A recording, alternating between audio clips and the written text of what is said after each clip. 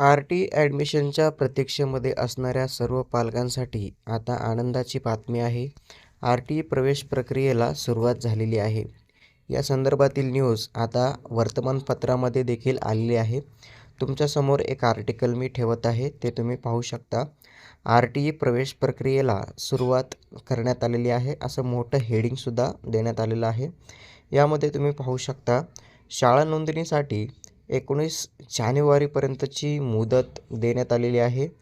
बघा तुम्ही इथे शालेय शिक्षण व क्रीडा विभागातर्फे बालकांचा मोफत आणि सक्तीचा शिक्षण अधिनियमांतर्गत आर-टी प्रवेश प्रक्रियेला सुरुवात करण्यात आली आहे.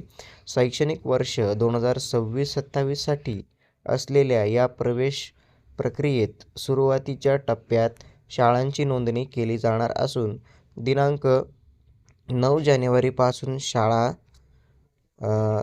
नोंदणीला सुरुवात करण्यात आली आहे. या शाळांना 19 जानेवारीपर्यंत ही नोंदणी करता येणार आहे. त्यानंतर पुढील प्रक्रिया केली जाईल.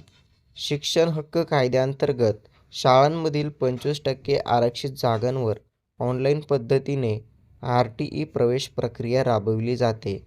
राज्याच्या प्राथमिक शिक्षण संचालक कार्यालयातर्फे या संदर्भातील परिपत्रक प्रसिद्ध करण्यात आले.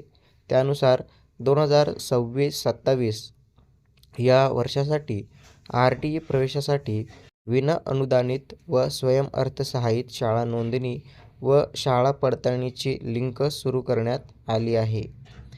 तर ही महत्त्वाची बातमी सर्व पालकांसोबत नक्की शेअर करा आणि आपल्या चॅनलला अशाच अपडेटसाठी नक्की सबस्क्राईब करून ठेवा. धन्यवाद. जय हिंद, जय महाराष्ट्र.